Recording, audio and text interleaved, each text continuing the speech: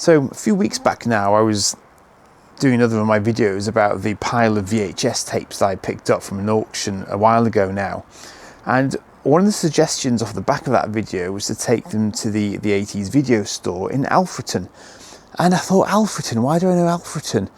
And then it dawned on me that that's where Mel's Collectibles lives as well. So they're literally on the same street. Totally random, but they're not open very often. So I went in and I had a look around. I'm going to put some shots up in a moment of the sort of various tapes you can see there, and the vast majority of them are not actually for sale, which is something I hadn't really appreciated, I think, before I went there in person.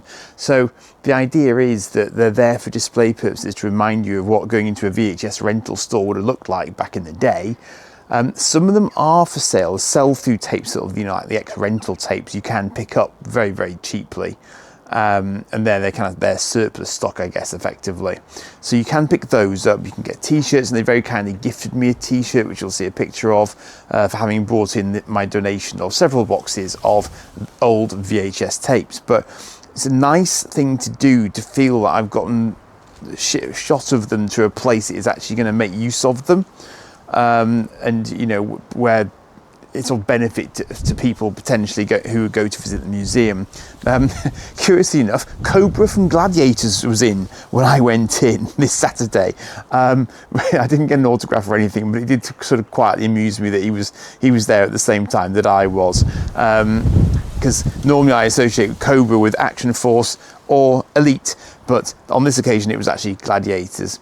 So yeah, I enjoyed it for the atmosphere. And there's a video within this video of a room they have, which is kind of done out as if it were an 80s bedroom, which is, again, is quite a sort of nice thing for them to have done. It's a tiny little place. I think they could do with all the support they could get. I've linked them in the description to this video, so please do go and have a look if you ever happen to be in the sort of Derbyshire, sort of Peak District-y sort of area. It's very easy to get to off the motorway. So without further ado, I'll show you some pictures and show you the little walk around the bedroom that I did. Cheers for now. So here's your starter for 10, a nice big letterbox to put your VHS tapes through if the shop is closed when you want to return them, which personally I think is very sensible. And you can see the Cobra poster there at the top. Now then, Lord of the Rings animated. Do you remember that? That's the animated version of Lord of the Rings. And there's trading places there as well. And at the back there, you can see the sell-throughs that are available. There's t-shirts available to buy as well. And then you've just got these sort of, that's a site that is so familiar to me from the video stores. And the artwork's critical to getting you interested in looking at a film, I think, personally. And that was the day when this was everything. There's so many here that I remember. There's Daryl, there's Labyrinth, there's Lost Boys, Karate Kid, so many just in those shelves there. Dick Tracy's there as well, Coneheads, all sorts. I think this is more the sort of the horror pile, but there's Space Truckers there. I'm sure that's had a relatively recent remake or something. There's Robot Jocks was in there as well, which is one I remember. No one else does. Well, some of the people watching this probably do remember that. There's RoboCop in there. There's Daryl. Howard the Duck, of course, now revived in the Marvel Cinematic Universe, but there's his original VHS down that bottom row there. My Stepmother is an Alien, Kim Basinger, Lost Boys, Labyrinth, Daryl, all sorts. Max Razor, use it anytime. It's got an Airwolf nestled next to it as well. Funny. I'm sure on another shelf it had Mac and Me next to Max Razor, which really confused me. This is the what if section. So it's what if there's Spaceman from Pluto instead of Back to the Future and Star Beast instead of Alien. I think those are all sort of working titles for various famous films that then got obviously different titles come the day. So yeah, interesting concept that. And these arcade machines are there and they're actually playables. That I remember from my childhood. 4-player Teenage Mutant Hero Turtles / Ninja Turtles. Take control of one of the 4 turtles and do co-op play. Brilliant. And that I had never played before.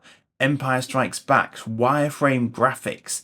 I used to play the Star Wars Trench Run on one of those machines, but sat down. That's Empire Strikes Back with very, very similar graphics. So that's for the first time after sort of 40 odd years I've ever played it. Now this is the room I was telling you about. So here they've just put up various sort of posters and things. Nice mogwai there. There's also a sort of cinema room in here as well, where they play old 80s videotapes, and you can just sort of sit and watch them in the cinema room. There's a good old Falcon, of course.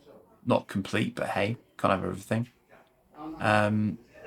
Yeah, Back to the Future posters, Beverly Hills Cop, of course. All the sort of stuff you'd remember. Computer with built-in tape deck. Oh, yes. And, of course, the hoverboard. I've seen that one before in Nantwich, actually. VHS recorder underneath your telly in your bedroom, you see. Brilliant. Don't think I've had a telly in my bedroom, but anyway. That is it Snake Mountain? That's Skeletor's hideout, I think, from He-Man. Bit of Vader. Matrix is Too Late to Be 80s. Beetlejuice. Back to the Future. Jaws. Very, very nice idea.